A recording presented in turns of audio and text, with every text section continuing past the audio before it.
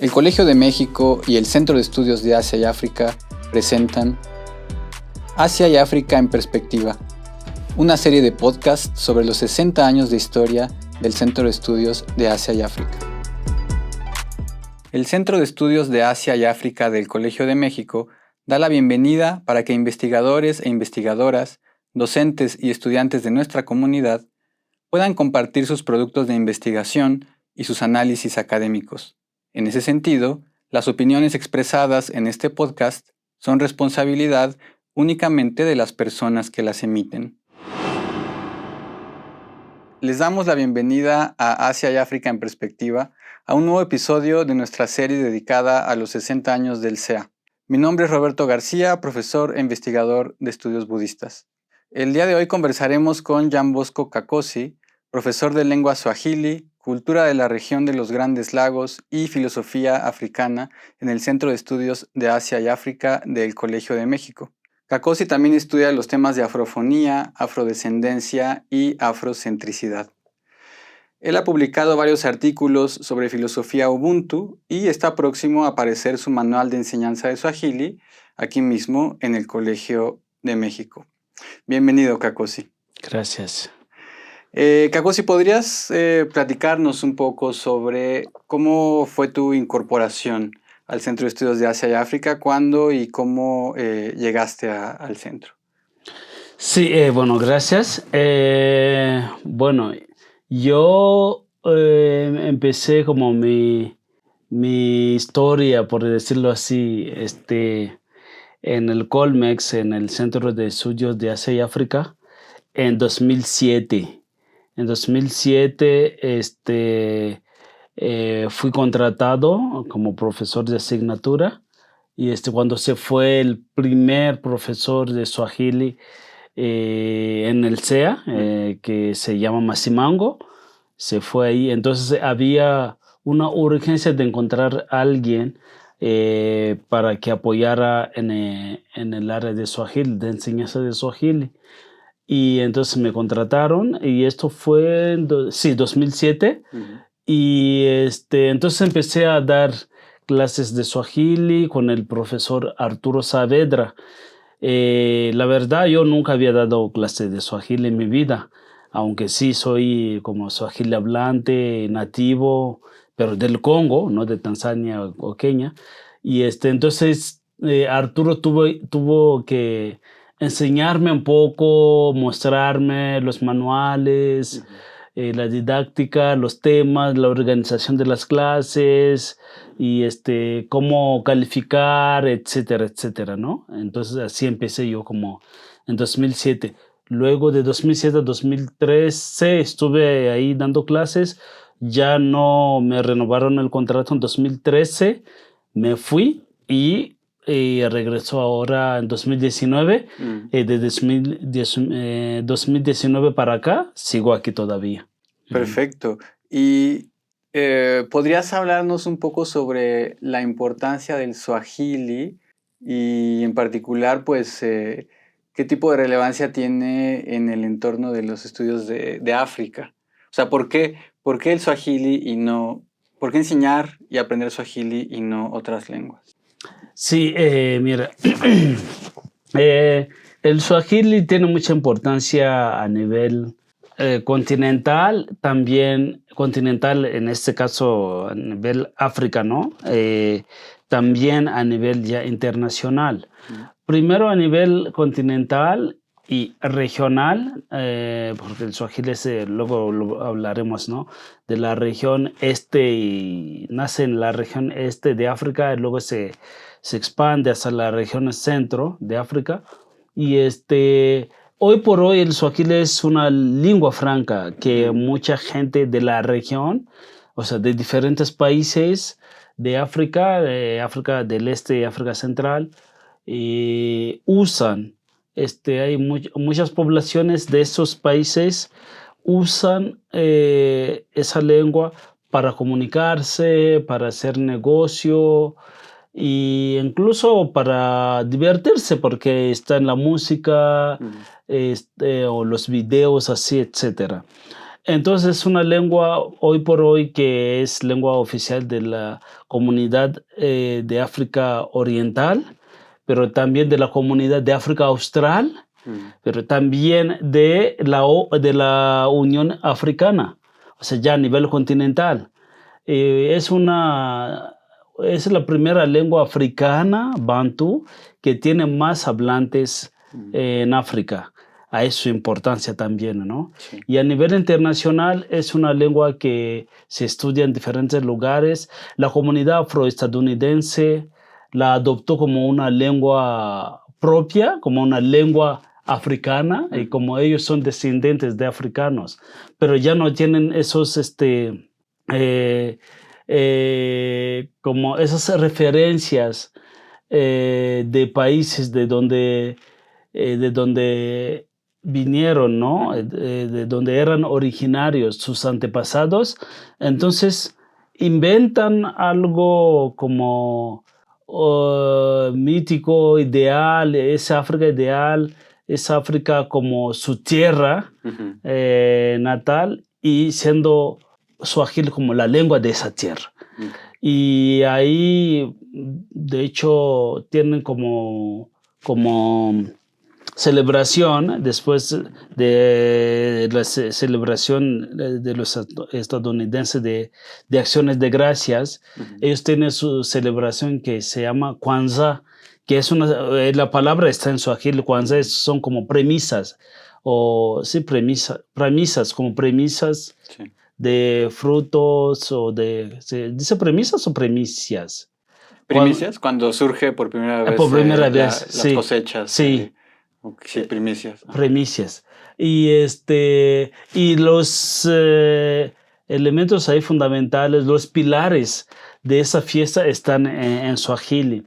Y bueno, Michael Jackson cantó en algunas de sus canciones, mencionó palabras así en Swahili. Disney tiene eso de Hakuna Matata, que es Swahili. Entonces, y se extendió a nivel internacional, y yo creo que la comunidad afroestadounidense con ideas panafricanistas que tienen ha dado más empuje, más auge al Swahili a nivel internacional. Por lo mismo, el colegio también, cuando ya se está pensando en qué lengua adoptar para estudios africanos, pues escogen el Swahili por su relevancia internacional, pero también continental en África. Entonces, Kakosi, según entiendo, bueno, pues el Swahili es una lengua muy importante porque no solamente tiene, digamos, una presencia en toda esta zona de África occidental, central, incluso oriental, sino que también ha servido como una lengua para unificar cierta conciencia, ¿no? de lo que es el África subsahariana, por lo menos en los pueblos bantú, hasta donde entiendo. Yo pienso, y me incluyo ahí, que la mayor parte de las personas no tenemos muy claro cómo suena el Swahili porque tampoco hemos estado expuestos a escuchar. Entonces aquí me gustaría pedirte que nos compartieras un poema que preparaste. Bueno, un poema, digamos, la lectura de un poema que nos trajiste, porque eso nos permitirá escuchar un poco la sonoridad y el detalle, digamos, sonoro de esta lengua. Va, sí. Bueno, antes de eso, solo rectificar ahí, Swahili no se habla en África Occidental. Okay. Sí, es África Oriental Central, una parte, ¿no?, de África Central, y una partecita de África Austral. Perfecto. ¿No? Y bueno, el poema que les traje se llama Ukitaka Moyo Wangu, es de Abedi Amri, o bueno, Amri Abedi, es un poeta tanzano. Y bueno, es un poema corto que es sobre el amor. Sí. Ese título, Ukitaka Moyo Wangu, es si quieres mi corazón. Sí. Dice así: Ukitaka moyo wangu ni tayari kukupao, nawe wako uwe wangu kwangu, usiwe kwa mwingineo. Hapa nitakufanya wangu, niwe wako wa pekeo. Mpumbavu apendao, pendo upande mmoja. que es de Bwana Amri Abedi, el autor, sí. Es un autor importante en la tradición literaria poesía, tradición literaria suajili. de Él Tanzania. ha escrito así como varios poemas, Ujú. sí, en suajili.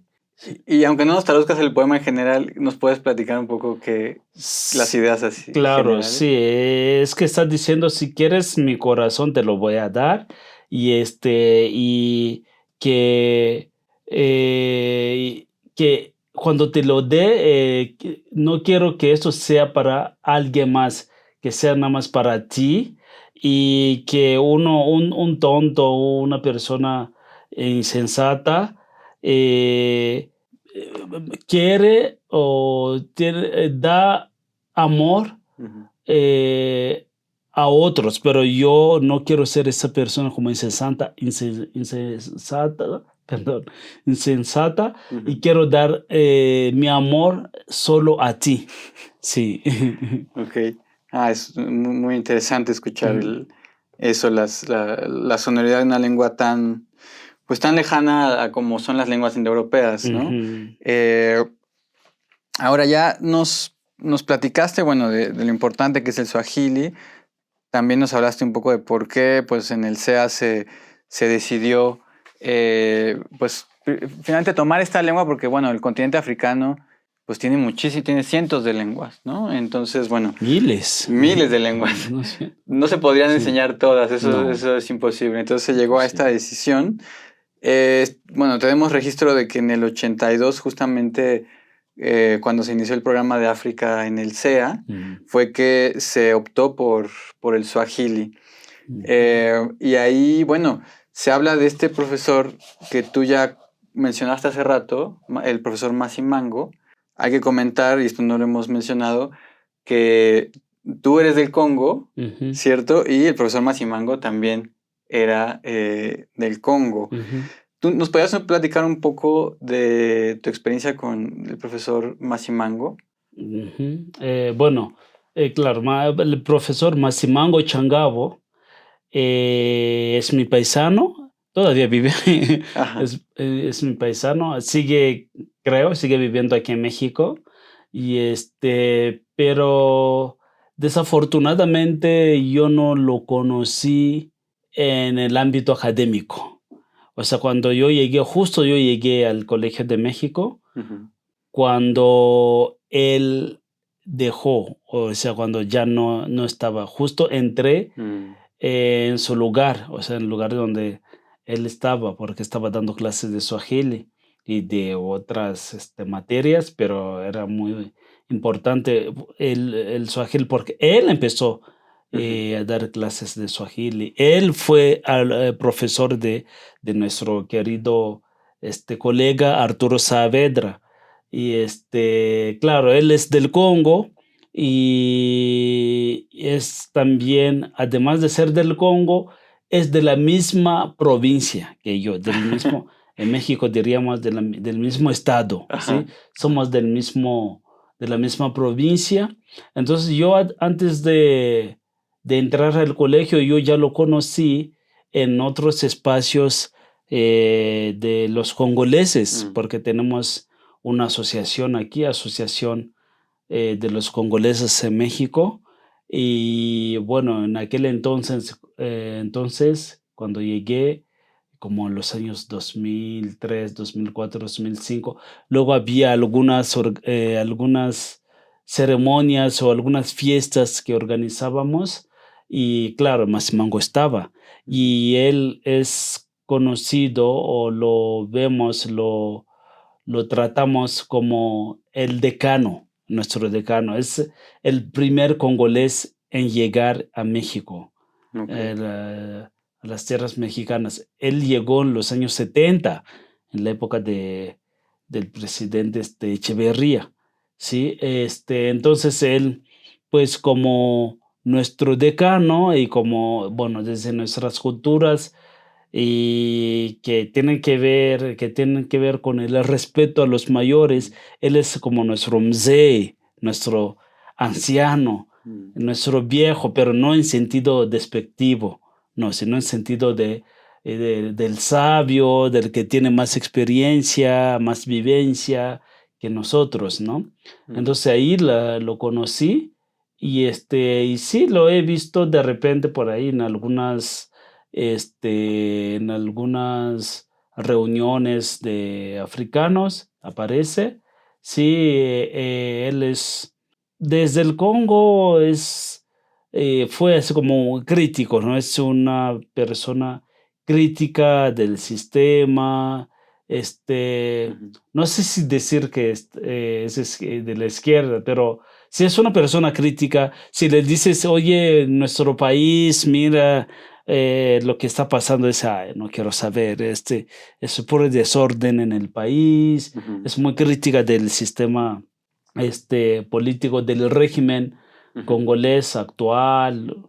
Y de hecho, él sale del Congo por persecución política, porque era universitario allá en el Congo. Y bueno, yo creo que la universidad tiene eso en el mundo, ¿no? Como una conciencia social, un alma ahí de la sociedad, una esperanza, ¿no? Porque ellos organizaban así como manifestaciones y organizaban cosas así críticas en contra del régimen de aquel entonces presidente que era un dictador, Mobutu. En esa época, en nuestro país, mi país se llamaba Zaire, era en la época de Zaire. En los años 70, ellos ya en la Universidad de Lubumbashi organizaban así como manifestaciones en contra del régimen para denunciar pues la corrupción, el mal gobierno, etcétera, ¿no?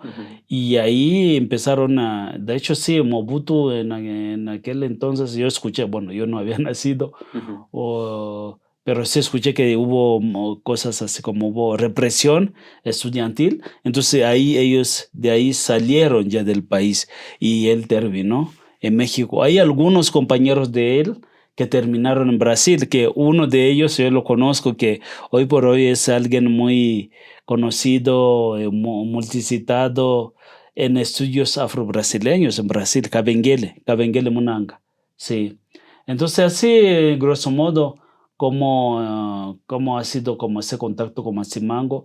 Otra vez, repito que fue más que nada desde ámbito social, el ámbito de la comunidad congolesa y no en el ámbito académico aquí en el colegio. Claro.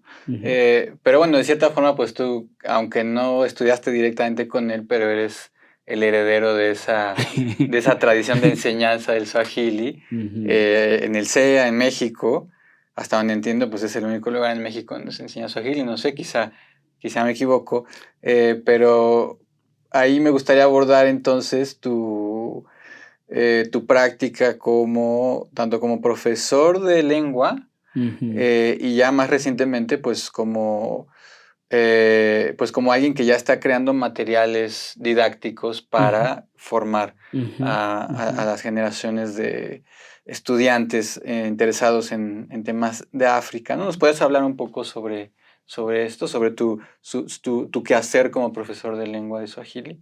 Claro. Bueno, antes de hablar de esto, quería mencionar algo sobre lo de Mazimango y Sí. luego dices, es que tú eres como el heredero, ¿no? Entonces me río un poquito. Pero es interesante como subrayarlo porque luego a nivel internacional, ¿no? Hay un cierto sesgo, que yo llamaría colonial o colonialista, que quiere mostrar que solo el Swahili se habla en Tanzania o el verdadero Swahili, como el Swahili puro, ¿no? Se habla en Tanzania, en Kenia, Tanzania y Kenia, sobre todo en la costa, la costa oriental de esos países, y que entonces también es el Swahili que se debe estudiar, que se debe conocer, y a veces no mencionan, incluso pensando como el Swahili, ¿quiénes son los hablantes nativos de Swahili? ¿Sí?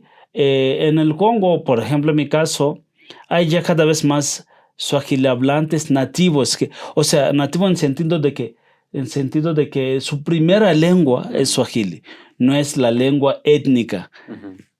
Sería mi caso, no sé si sería el mismo caso de Masimango. Es para mí algo importante en ese sentido, o sea, que Masimango fuera el primer profesor de suajili en México, en América Latina, por decirlo así, ¿no? Y él no es originario ni de Tanzania ni de Kenia, es del Congo. Claro. Y el heredero, entre comillas, yo no soy originario de Tanzania ni de Kenia, soy originario también del este del Congo, ¿no? Como decir esto. Ahora bien, mi experiencia en la enseñanza del suajili, pues primero ha sido como algo gratificante porque tú lo sabrías, creo. Cuando uno enseña, uno aprende más.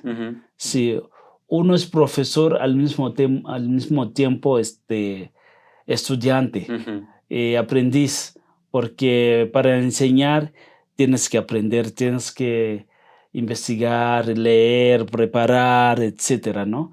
En este caso, yo he aprendido más del suajili, enseñando el suajili. Además, pienso que, bueno, también es una de creo que de los objetivos de enseñar suajili o de enseñar una lengua africana en estudios africanos, porque como bien dijo Ngugi wa Thiong'o, que es un literato, un escritor muy importante, o sea, de los más importantes, es uno de los más importantes en África como crítico postcolonial, ¿no? Él es de Kenia. Él dice que la lengua tiene como una doble dimensión.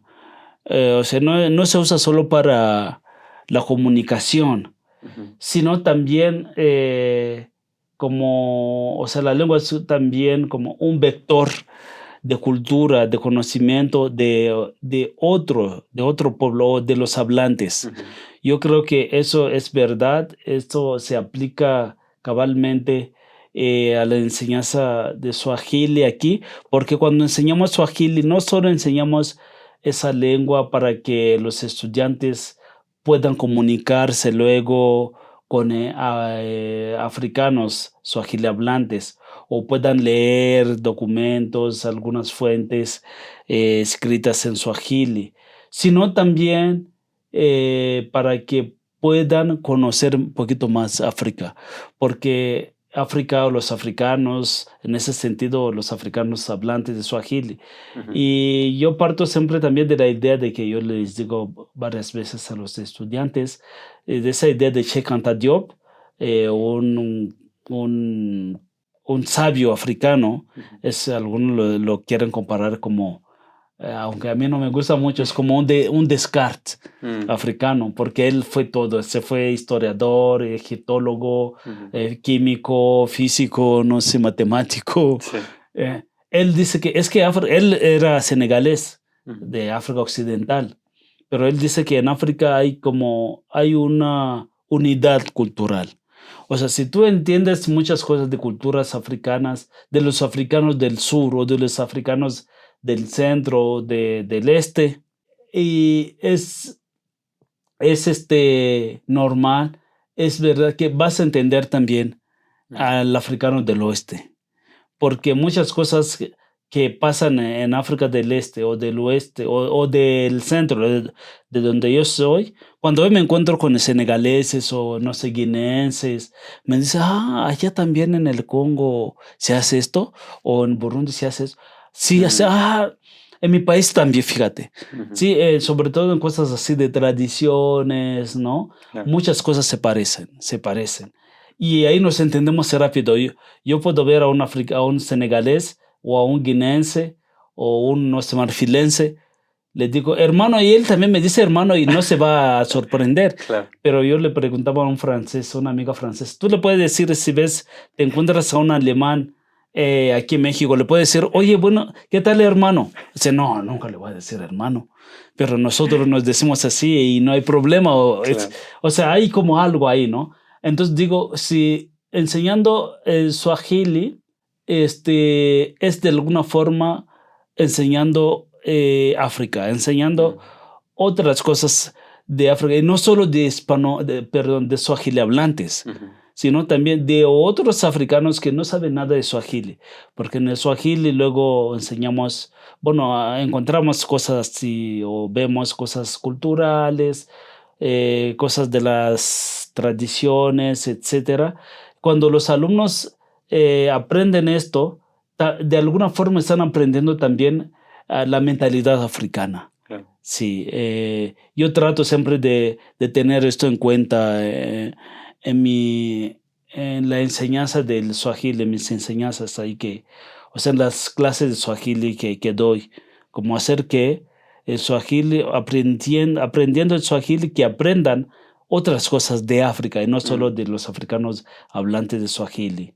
Y además, hay que añadir, así termino, es que siendo el Swahili como una lengua bantú, Swahili, aunque bueno, hay algunas discusiones ahí, algunos que quieren llevar el Swahili como al árabe, porque sí tiene palabras, o sea, como tiene un léxico árabe, pero si es Swahili más técnico, más poético, intelectual o académico, se tiende más a ir hacia lo árabe. ¿Sí? Pero si es un Swahili vulgo, de la gente del día a día, tiende más a ir a lo bantú. Sí. Entonces, pero la estructura de Swahili, muchas palabras son bantú, la estructura es bantú. O sea, si aprendes Swahili, si luego te quieres meter a otra lengua, no sé, al Shona de Zimbabue, o a Zulu de Sudáfrica, o Xhosa de Sudáfrica, o Chichewa de Malawi, te va a ser muy fácil. Muy fácil. O entrar a Lingala del Congo, porque es la misma estructura. Además, hay muchas palabras parecidas. Sí. Entonces, esto también es como un plus de enseñar Swahili o de los alumnos aprender el Swahili, porque es también abrirse a la lógica de lenguas africanas bantú. Claro. Sí. Pues yo creo que nos has explicado muy bien por qué fue que se escogió el Swahili para enseñarse en el SEA, pero también has tocado un punto has tocado varios puntos importantes, pero uno en particular que me parece muy relevante, y es que la enseñanza de la lengua, y aquí lo digo también como alguien que ha enseñado lengua, justamente no es solamente enseñar la lengua para que sea un instrumento de comunicación, sino, como tú lo comentabas, para que sea también una puerta hacia la cultura que estás enseñando finalmente a través de lo lingüístico. Y esto me lleva a otro punto, porque tú no solamente eres en el SEA, bueno, en tu quehacer académico, no solamente eres profesor de Swahili, sino que también enseñas y estudias filosofía africana. Has escrito algunos artículos sobre el tema. Y aquí retomo algo que tú decías hace rato. Muchas de nuestras preconcepciones sobre África están mediadas por el pensamiento colonial.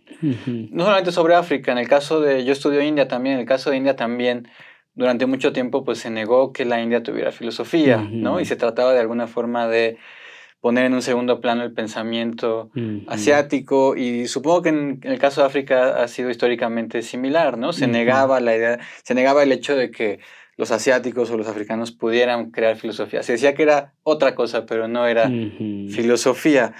Pero bueno, tú has estudiado filosofía africana, has escrito bastante sobre la filosofía Ubuntu. Entonces me gustaría un poco que nos platicaras un poco sobre este quehacer tuyo como estudioso de la filosofía y la importancia también que tú consideras de estudiar filosofía africana. Bueno, muchas gracias. Ahí ya me estás poniendo en mi mero mole, como dicen aquí. Ajá. Y claro, decir primero,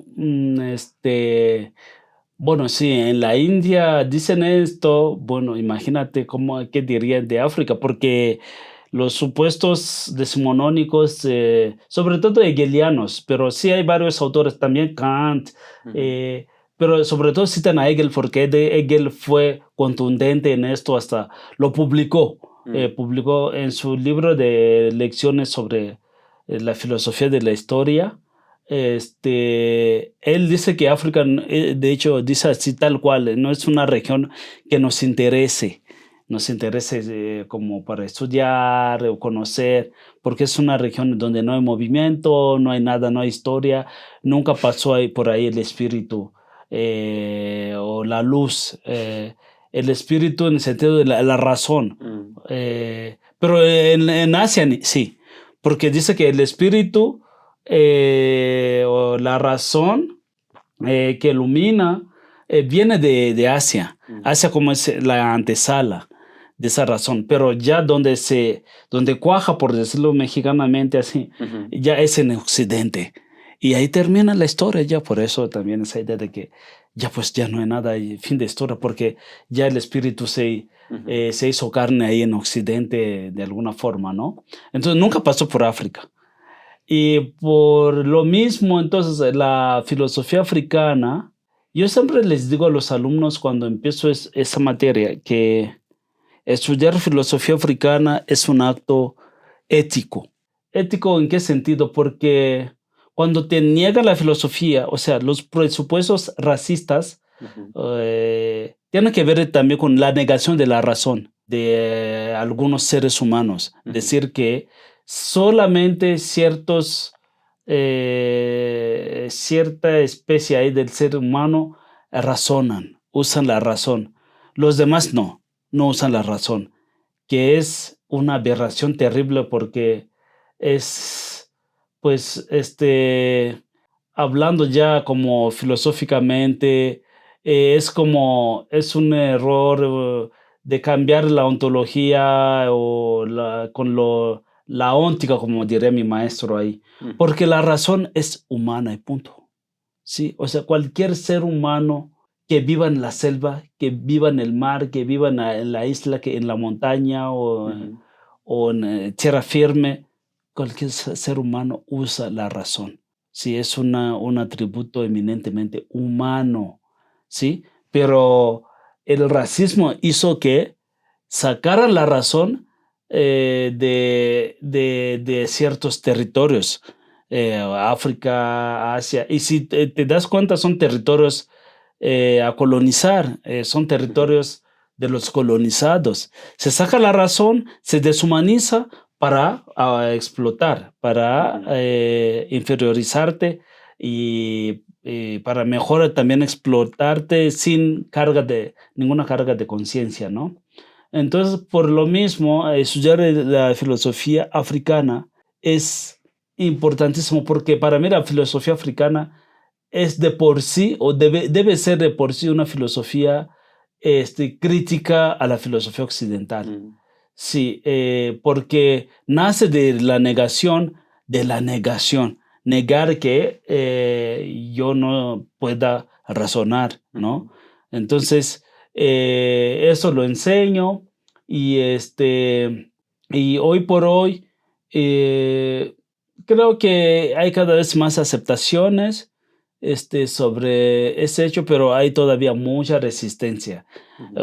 Por ejemplo, yo no puedo ir a la UNAM, a la Facultad de Filosofía y Letras de la UNAM, y enseñar filosofía africana.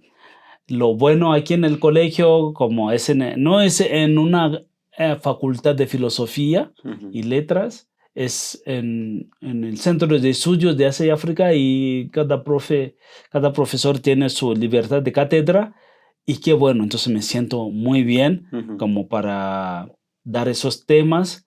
Y te digo, como alguien nos decía, que decir de hecho que decir filosofía occidental es una redundancia, sí, porque la filosofía es occidental, sí, o sea, no, entonces decir filosofía ya es como decir filosofía occidental, porque decir otra vez filosofía occidental es una redundancia, ¿no? Pero en la filosofía africana, pues la batalla, la pelea y la disputa es demostrar la falsedad de todo esto, pero también no solo quedar en esa combatividad que, como una vez me dijeron, bueno, ¿cuándo vamos a dejar de de ocuparnos o de preocuparnos mucho en eso de demostrar que sí hay filosofía, sino que hay que filosofar nada más, ¿sí? Sin ocuparse o preocuparse de qué vayan a decir los demás, y sobre todo como los maestros que son los occidentales, ¿no? Ujú. Eh, Como dijo ya en relación con la filosofía latinoamericana, Leopoldo Sea, porque yo estudié también, pues Mm. soy latinoamericanista, Ujú. pero en el área de filosofía, él decía esto porque curiosamente también aquí en América Latina, aunque no lo mencionase, nada más mencionase la India, Ujú. también aquí negaron la filosofía a los latinoamericanos. Hegel dijo que la América Latina es nada más un reflejo del mundo ajeno. O sea, están nada más como repitiendo, nada más, mal la copia del mundo ajeno, ¿no? Entonces Leopoldo decía, él decía, pues hay que filosofar nada más. Hasta sacó un librito ahí que decía, filosofía americana, así decía, Ujú. como filosofía, sí más. Entonces decía, hay que filosofar, no hay que estar siempre como en esa preocupación de que híjole, ¿estoy haciendo filosofía o no? Yo creo que también eso muy, muy aplicable Ujú. a la filosofía africana. Bueno, primero yo trato como, hay todavía muchos prejuicios sobre Ujú. si de veras un africano puede filosofar. Y esa gente. Sí, la filosofía nace allá, nace en Egipto. Todos los grandes filósofos griegos te van a decir que estuvieron en Egipto. Estuvieron, Pitágoras lo dice, o sea, Platón, Aristóteles, estuvieron en Egipto, ¿sí?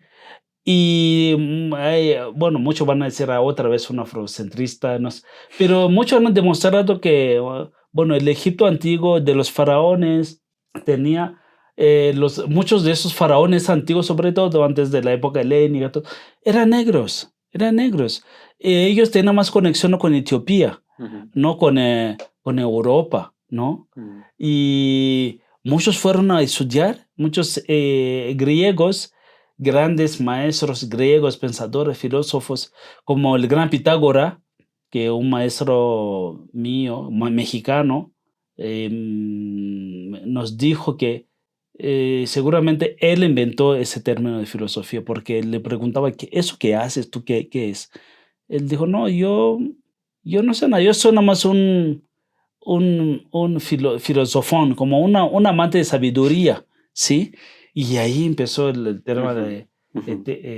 tema de, el término de filosofía, ¿no? Pero Pitágoras era el discípulo, uno de los griegos más queridos de los egipcios era Pitágoras, porque él más que filósofo era también, bueno, era filósofo también místico, Ujú. ¿sí? Y era un gran discípulo de los egipcios. Mm. En fin, a grandes rasgos es esto, ¿no? Que la filosofía africana, hoy por hoy, lo que yo hago, yo me siento muy a gusto porque también aprendo mucho otra vez, como en el Swahili, también en filosofía Ujú. africana, yo aprendo muchísimo porque en el Congo yo no tuve suerte de estudiar tanto, o sea, de profundizar muchas cosas de filosofía africana. Allá también la filosofía es muy colonial, todavía muy así como moderna y como ve como con ojos así despectivos a Mm. la filosofía africana, ¿no? Ujú. Sí, es una filosofía académica que desprecia mucho el pensamiento local. Kakosi, pues para ir cerrando nuestra muy interesante conversación, me gustaría pues preguntarte o pedirte que compartas, a partir de toda la experiencia que tienes ya como pues todos estos años como profesor de lengua, como profesor e investigador de filosofía africana, que nos hables un poco de cómo ves a futuro los estudios tanto de Swahili como de filosofía africana, tanto en el SEA como en América Latina en general, en donde, bueno, tú has estado muy activo, también, pues, participando en congresos en diferentes países de América Latina, Ujú. y conoces un poco lo que se está haciendo. Entonces, ¿cuáles serían estas ideas que tienes tú sobre el futuro de estos estudios? Bueno, gracias. El futuro, primero empezando con África. En África veo, sobre todo el Swahili, la filosofía no tanto, aunque sí está como llegando poco a poco, hay alumnos o jóvenes como inquietos, ¿no? Que tienen esa inquietud de ver otra cosa. Hay como un despertar panafricanista en África. Yo creo que esto va a ayudar o está ayudando a que las nuevas generaciones vayan a mirar también a lo local. O sea, ¿qué tenemos aquí de filosofía? ¿Qué tenemos aquí de literatura? ¿Cómo es nuestra historia? Muchos están ya como en eso criticando que nuestra historia no la escribimos nosotros, la escribieron los vencedores, o sea, las metrópolis que nos colonizaron, ¿no? En cuanto al Swahili, yo estoy viendo desde ese mismo movimiento panafricanista que se está retomando, porque el panafricanismo en África como que tuvo mucho auge en los años 60, 50, 60 y ya. Creo que se acabó con la victoria, yo diría así, de los que de los pre o pro-occidentales. Sí, muchos presidentes que ya tomaron el poder, muchas veces con golpes de estados, por golpes de estados, en los años 70, sobre todo 70, 80, fueron así como pro-occidentales. Y ellos mataron ya esas voces panafricanistas, como de Lumumba, de Kwame Nkrumah en Ghana, Lumumba en Congo, Abdel Nasser en Egipto, etcétera, ¿no? Y los que triunfaron fueron como esas personas que un autor llamaba como descendientes de esclavistas africanos, como gente que le gusta vender a sus hermanos, ¿no? Como matar a sus propios hermanos, vendérselos a los blancos, ¿no?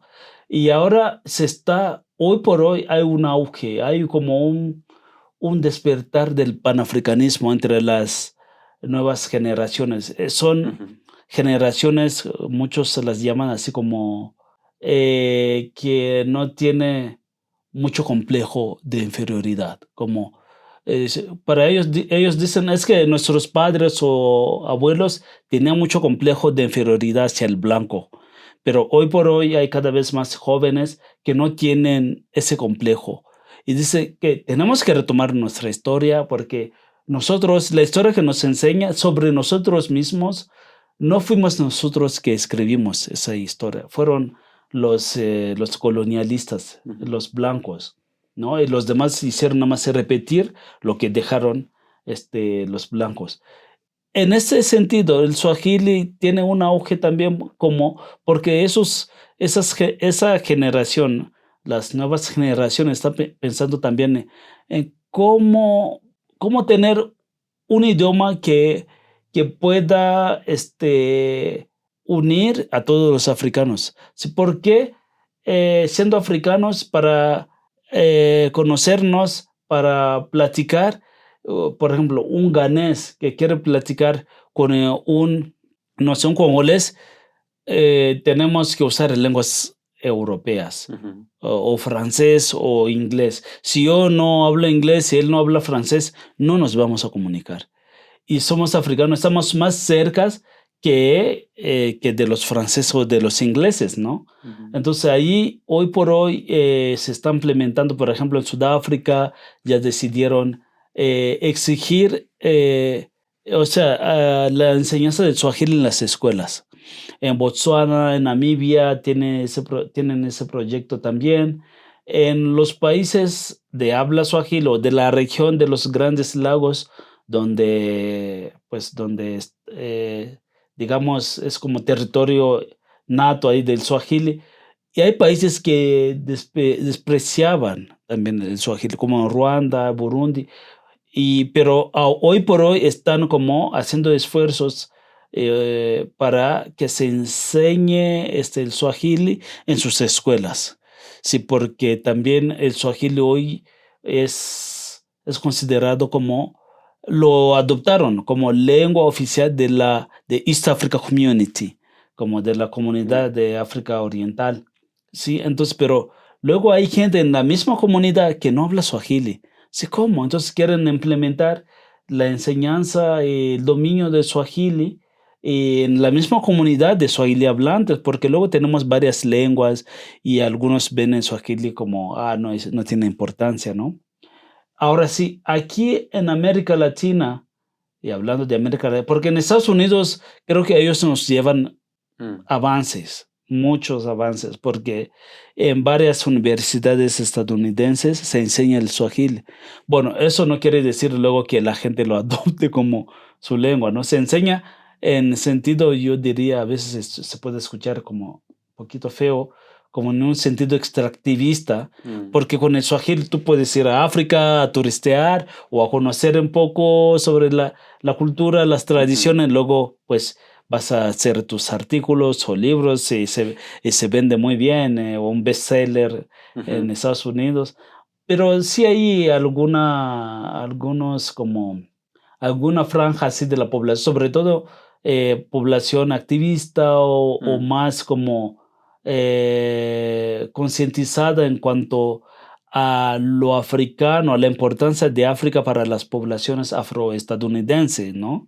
Y ellos sí toman en serio el Swahili. Aquí en América Latina, pues, a lo que sepa yo, es México. México ha sido siempre como el líder en eso, aquí en el Colegio de México, orgullosamente. Ha sido líder en ese campo. Pero se está abriendo otros campos ahí.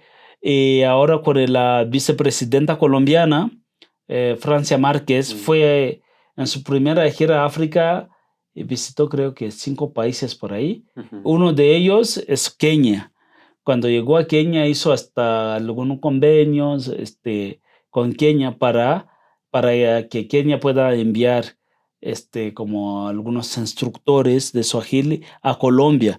Ella quiere que los que quieran, sobre todo los afrocolombianos, que aprendan el Swahili. Y hay como otro hito que se está abriendo ahí en Cuba. De hecho, ahorita en diciembre, bueno, espero en Dios que sí, espero ir, va a haber un congreso, va a ser el primer congreso de Swahili en Cuba, en La Habana. Está impulsado por el embajador de Tanzania en Cuba. Y bueno, también el gobierno o las autoridades cubanas, ¿no? Como en ese sentido de conectarnos, de relacionarnos entre África, tender esos puentes también culturales o lingüísticos entre África y América Latina. Entonces, como a grandes rasgos veo un futuro promisorio es de Swahili, tanto en África como en América Latina. Y aquí en América Latina está cada vez más impulsado esto por poblaciones afrodescendientes. Y hay que decir, bueno, en una reunión ahí, en un conversatorio, yo lo dije, y aquí lo reitero, que hay Áfricas aquí en las Américas y más especialmente en América Latina y México. Hay Áfricas, esas Áfricas son las poblaciones afrodescendientes y son muchas de esas poblaciones que están también impulsando este conocimiento de África y a ellos les gustaría conocer más. Bueno, en Brasil, que nos lleva también como mucha ventaja, están como en comparación, están como año luz en estudios de África en comparación con México. Pero fíjate, allá es interesante porque yo estuve allá, viví unos tiempos allá, y ellos se interesan mucho, por ejemplo, en el Yoruba, por cuenta del candomblé, de la religión de matriz africana, ¿no? Porque en el candomblé hay muchos elementos del Yoruba, de los orishas, etcétera, ¿no? Nos interesa mucho en Swahili, pero sí, hasta algunos se saluda como en Yoruba, ¿no? Ashe es una palabra que viene de Yoruba, pero bueno, yo digo, es también una ventana para África, para lo también de filosofía aquí, porque en la religión, no mencionaste ahí, a mí me interesa también la religión o Ujú. la religión, las religiones africanas o de matriz africana. Es que en África no hay esa cosa moderna de separación. O sea, en la religión encuentras muchos elementos de la Ujú. filosofía, ¿sí? De la lengua, de la filosofía. Y eso se está implementando, hay cada vez más gente interesada. Yo lo vi más en Brasil, que aquí en México hay cada vez más también como jóvenes o colectivos afromexicanos que Ujú. se están interesando en esos temas, pero en Brasil ellos nos llevan mucho, ¿no? En esos temas. Y por lo mismo yo siento que hay un futuro muy promisorio. Imagínate los contactos también que están teniendo, que vayan a tener esas diásporas africanas aquí en México, y allá en Brasil o en Colombia, en Cuba. Aunado a esto, estamos aquí como la nueva diáspora. Claro. O sea, los que no tenemos nada que ver con los esclavizados que llegaron, Ujú. sino que somos una diáspora de los años, no sé, 90, 2000, 2010, 2020, que estamos aquí, que traemos de nuevo esa África. Y todo esto creo que no va a parar, porque muchos dicen que ese es un siglo de las migraciones, ¿sí? Y esto para mí también es otro elemento que va a hacer que los estudios de África, los estudios de Swahili, en este caso, ¿no? De Ujú. filosofía africana, religiones africanas, que sean, que tengan más futuro todavía aquí en la región. Pues todo lo que nos cuentas, Cacos, es muy, muy interesante y pues yo creo que sí seguiremos viendo cómo el Swahili y los estudios de África prosperan a futuro. Pues te agradezco mucho por haber estado conversando conmigo. Ha Ujú. sido realmente muy, muy interesante, Cacos.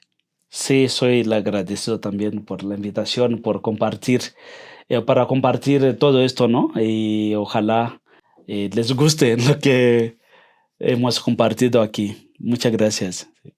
Muchas gracias por escucharnos. Les invitamos a seguir explorando distintos aspectos de la memoria histórica de nuestro centro en futuros episodios en que seguiremos conversando con integrantes del Centro de Estudios de Asia y África. Esto fue una producción de la Coordinación de Educación Digital del Colegio de México.